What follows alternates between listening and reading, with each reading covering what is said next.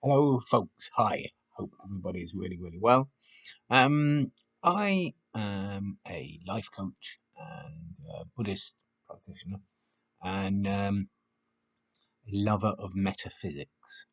Now, metaphysics really means that beyond the physical, that beyond the material world. So many would agree, well, it is the case, that the rules of metaphysics are often those rules we can't see. We could call these orders of reality. And most natural philosophy, for example, has attempted in various ways to describe the metaphysical. Religion has also done this. So you might say, in some form, has art, poetry, and literature to some degree as well. So though we are this material thing, we feel, really we're not. It's metaphysics that is the defining characteristic. And of course, humans throughout the ages have, in various ways, attempted to find union, if you like, with that metaphysical reality. And indeed, union is quite an interesting and useful word, actually, because the word yoga means directly translated to the word yoke, bind. It means union, and it means union with the metaphysical. So life really is without question a metaphysical process, a metaphysical entity in many ways. And I realize there are people that shy away from the area of, let's say, religion, that metaphysics is something we can't avoid. We might not like to necessarily have an interest in speaking about it directly, but we can't avoid it because categories and experiences such as love are metaphysical. And I don't necessarily mean sentimental love based on attachment necessarily. In fact, I don't mean that. But the love of a cosmic variety that, for example, may come through experiences of meditation or insight, again, often from meditation, perhaps prayer, um, and reason is also a metaphysical quality. Reason is often misunderstood as being something that it just makes sense to me, therefore it's reason. It just makes sense to my cognitive, limited perceptions, therefore it's reason. That isn't reason. Reason is the reason of the cosmos, if you like. Reason is a much larger, um, perhaps, expression of the expanded mind, or rather, um, perhaps there's a relationship between experience of expanded mind and experiencing reason or being able to express reason, perhaps. So, one way of looking at metaphysics is, in fact, the most pervasive ones I've found, but everybody's different, are the Indian traditions, Buddhism and Vedanta. And one way of coming to experience this expanded mind, for example, let's say have a better chance of the experience of metaphysical reality, which we could also probably call transcendental reality, is through meditation, through meditative practice, meditation, and also through technique. Now, technique might sound a bit odd to start with, but really, CBT is a technique, for example, and in many um, ancient forms of spiritual discipline or metaphysical discipline, technique is an important part. Tantra is a technique. I don't mean by that most people comes to mind then sexual tantra, obviously a divine expression and the ultimate expression of sexual behavior. So very, very important. But I don't mean that. Rather, however, we're talking about tantra of experience, tantra of perception, tantra of our inner workings. So really, we're talking about the conversion of thought, feeling, and the combinations of those which are emotion into sublime states, so that we can experience the oneness of now, so that we can experience that union, so that we can bind with the transcendental, so that we can experience an expanded self awareness. So these techniques are really an integral part of many spiritual disciplines. And Tantra essentially, in many ways, can be best expressed by the surpassing of the egoic self. And the egoic self we could describe in a number of ways. One would be an understanding that we are this body when we are clearly conscious awareness. That's what we are, is conscious awareness. So conscious awareness surpasses this form. So if you like, this sits within conscious awareness. And really, it's the turning on the head of Rene Descartes, I think, therefore I am. It's I am, therefore I think. I am is the constant now, is the constant present. And it's humility that enables us to approach those subjects. And so many of these techniques enable us to bypass that small and limited self. And it's life changing for us because that is what causes us our problems. So being able to achieve union with the oneness, a metaphysical reality, transcendental reality, is a blissful experience. So it's said in the Christian tradition, in the Bible, that the fruits of the Spirit are love, faith, and charity. I believe it's those three anyway. But what we certainly can agree on is that the nature of transcendental reality is joy, bliss, wonderment, active peace, truth, equanimity, sublime states of being, refined mind states, healing. And these are the states that we want to experience. So, how do we do that? That's really the key, isn't it? So, essentially, the alpha and the omega, we could say, is any technique or method, essentially, that bypasses a notion of a small, limited, discrete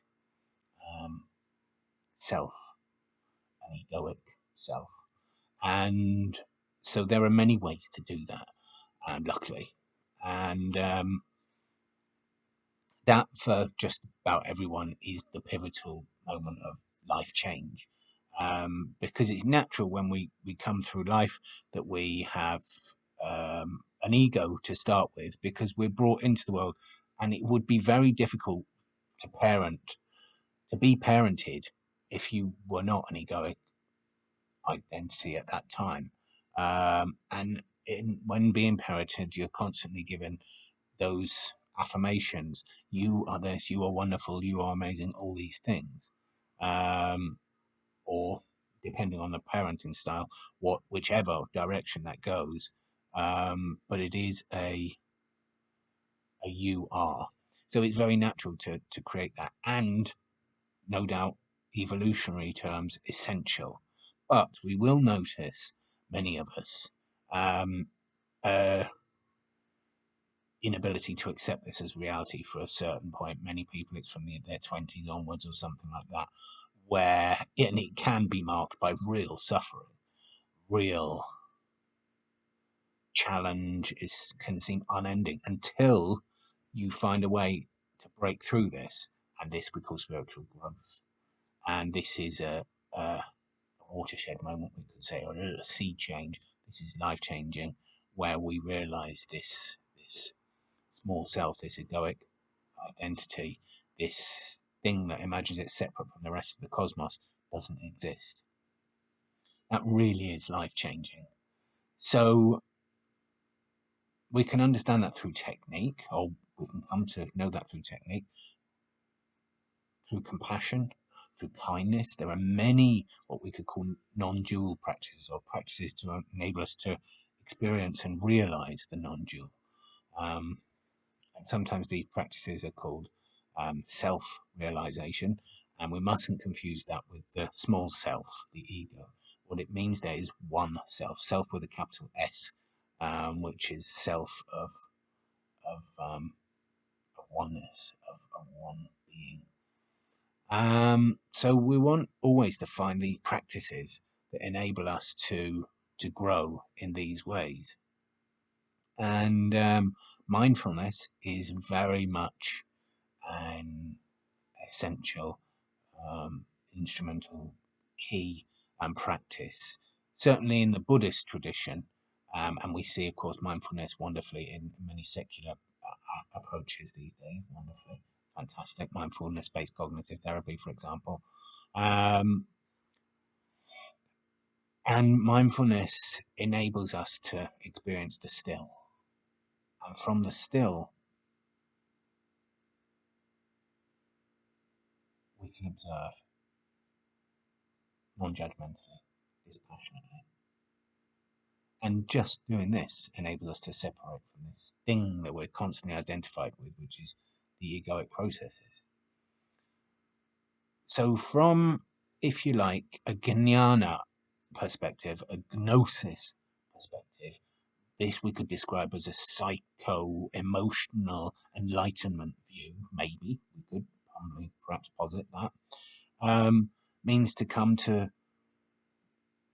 growth and well-being, peace, through knowledge of these processes that define us as humans. And this isn't for everybody. The Bhagavad Gita, for example, and Vedanta mentions 4 paths, of which gnosis, or knowledge, self-knowledge, if you like, metaphysical knowledge, is only one path. The other 3 are devotional, path of devotion, path of selfless service, and path of spiritual discipline, if you like. And this is kind of has an element of discipline, jnana yoga, or path of knowledge, or metaphysical knowledge.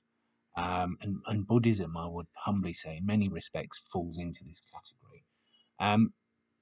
But it's an absolutely true and credible way for us to come to those states of joy, harmony, well-being, knowledge of what we are. And if we look at the Buddhist approach to this, we have, as well as techniques and meditational practice, we have understandings of what we are as humans, and this would fall into this category. So one key understanding in the Buddhist tradition is known as the Five Skandhas. And this is also sometimes interchangeable with the term anatta, or non-self. So non-self can sound a tad alarming for people to start with. And what it doesn't mean is that you don't have a self in this. Of course you exist. What it means is that if we, for example, through meditation, and through these teachings, look at the nature of that self, we will see that at no point is that self ever separate from the universe. And at no point is that the workings of that self, do they create an egoic entity. So in the Five Skandhas, these 5 skandhas, what that means is five aggregates, five heaps, it's sometimes called, and they are a description of the metaphysical physiognomy, if you like, of a human. So we have form, this undeniable, we have form. We have feeling. Now, feeling in the Buddhist tradition is not meant in a mushy, sentimental sense. Neither is it meant in a harsh sense or anything like that. It's simply meant that feeling is a key aspect of our faculties with which we interpret the universe. So if you look at phenomena coming to you, if you like, or the contact point between our mechanisms, our faculties for interpretation and the universe, feeling is essentially the primary one. If we slow things down and look, we'll see that any interaction in life, pretty much, and unless we've gone beyond through practice of reaching the transcendental, involves contact with feeling. So what do we mean by this? Well, to help this, let's switch off from the view of the world as visual for a minute, because what we often do is we look at the world as visual. We make assumptions on the world based on what is essentially just a sight, just a sense base. Sorry, it's just a sense base. And now they're wonderfully important, but they're not reality. And if you, this is actually another teaching in itself, and another vehicle we can use. If we look at our senses, eye, ear, nose, mouth, touch, or sight, hearing, smell, taste, touch, we will see that we base almost all information processing comes in through these sense bases, these senses. And what happens with sight very often is that we make images based on sight, and we come to assume sight as reality. And in a sense, it's part of it. It's our senses that enable it. But there's a reality beyond that, and that's the reality of truth. That is metaphysical reality. And remember, our one further indication of this, our sight obviously can only see within a limited span, a limited bandwidth. We all know that. Could we see in unlimited bandwidth, we would no doubt see energy forms, swirling energy between bodies and such like, which is the real meaning in life and the real reality. That is reality, really, you could say. So let's just move away from sight for a moment. That is, however, what we often rely on heavily out of all the senses. For many people, it's sight. So if we sort of kind of move away from that identification or way of kind of working for a minute, we can see that actually feeling, if we go back to the Five Skandhas, feeling, so just close your eyes and imagine, okay, actually, the stuff that generally causes movement within a human to act and that kind of thing, feeling is the initial point. And in the Buddhist tradition, we can see that actually feeling always only has three possible interpretations. Any event, now this could be somebody coming up to you and saying, you've won a prize. Amazing. It could be someone coming up to you and say, somebody you know has passed away, or anything like that. Doesn't need to be so drastic, either of them. But they could be just, anything. That's the whole point. Anything. It could be you drive down the road and then you see something, and whatever it is, it is through sight that the information is processed, but feeling is the key point on a higher level, in the sense that it links to behaviors generally. So if we look at feeling as being that contact point, or what's called phassa in the Sanskrit and Pali traditions,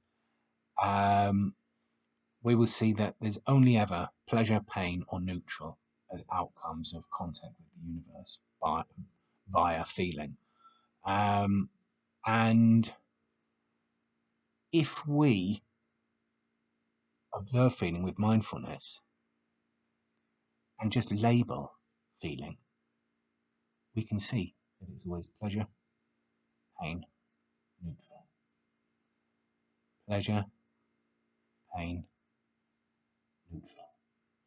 And just doing that as a practice is life-changing because we instantly come into the present. We instantly achieve oneness with life. We cease to be in conflict. So that is life-changing. And that form of practice is called Satipatthana within the Buddhist tradition. Satipatthana Sutta, or Sutra. It is the Pali, so it's Sutta, is where you'll find that. But in terms of the five skandhas, we see that feeling links to perception. Always, if you watch experience, it will go from feeling to perception. And then the fourth skandha, or aggregate, or heap, is volition. Between feeling and perception, the likely next step, if we are conditioned or if we are not accessing or through mindfulness watching these interactions, is likely to be volition. And it might sound a bit of an old-fashioned word, but essentially it means likelihood to act. So it's just a kind of action impotent. We could pretty much also call it emotion. It's certainly very linked. It's that powerful drive towards something. And obviously volition can be harmonious, it can be not at all harmonious. So this is stuff that can cause us lots of repercussions in life. So we're talking about core mechanisms of being and core mechanisms of the results we reap, if you like, in our lives. So from this fourth skandha of volition, then the fifth skandha is consciousness, or really we could say consciousness is, because it's talking about consciousnesses as formed, for example, by sight, hearing, smell, taste, touch, and the mind at a lower cognitive level. And all of these sense bases are our instruments for interpreting the world until we get onto an abstract level.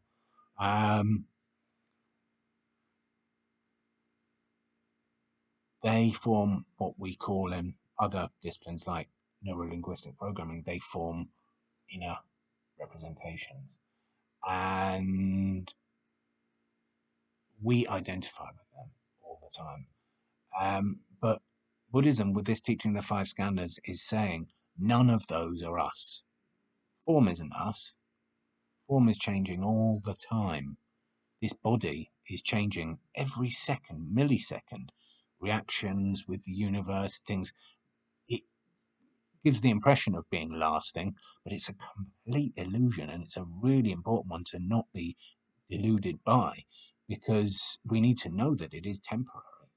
We need to know that it is impermanent.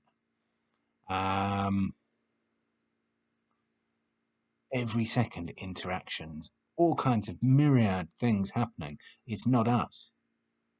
We are so sure often that it is us that we are likely to defend it with all kinds of foolish actions and such like. But it's why Gandhi, for example, or the Bhagavad Gita, or Buddhism, or Christianity, or truth says violence is not the way ever. Because you're defending something which doesn't belong to you, essentially. You're defending something which isn't you. You are spirit, if you like, or you are the unconditioned. You are beyond this. You are conscious awareness. And the world needs peace. So the body or material form is not you, and it's always changing. Pantare, as Heraclitus said, all is in flux. Feeling, Vedana, as it's called in Pali or Sanskrit. Feeling, the contact point with cosmic phenomena. Pleasure, pain, or neutral. Also not us. We attach with it. We're sure that feeling is us. It's a faculty of being human. It's a faculty that is part of a human experience, but it's not us. None of these skandhas, none of these, to put into modern language, none of these metaphysical faculties or faculties of being human are us. It's not possible to say that. We might often like to think so, especially when it's something pleasurable. We might not want to think so when it's something unpleasurable or painful. Perception is not us. They are just part of the faculties, if you like, that this body or this human experience is given. And volition and consciousnesses likewise are not us. They are a faculty which interacts with the cosmos. So the whole teaching of the Five Skandhas, or Anatta, which can be interpreted slightly differently, but is essentially certainly integrally linked to the Five Skandhas, is that we cling to that which is not permanent, and we cling often via these five aspects of human experience.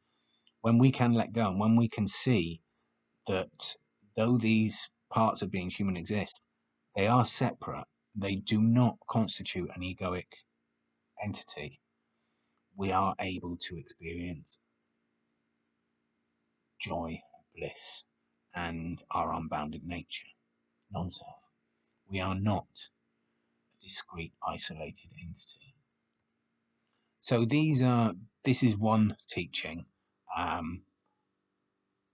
of the transcendent, of metaphysical reality and how we can experience it.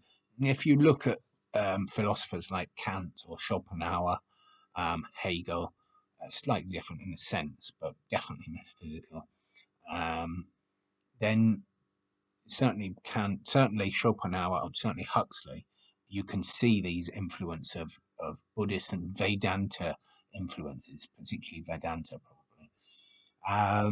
And these teachings are means of universal liberation, just like cognitive behavioral therapy also is, and neurolinguistic programming also is.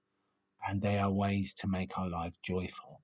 So this is just one, this notion of non-self, of the Five Skandhas. But there are many more, as mentioned. There are many more.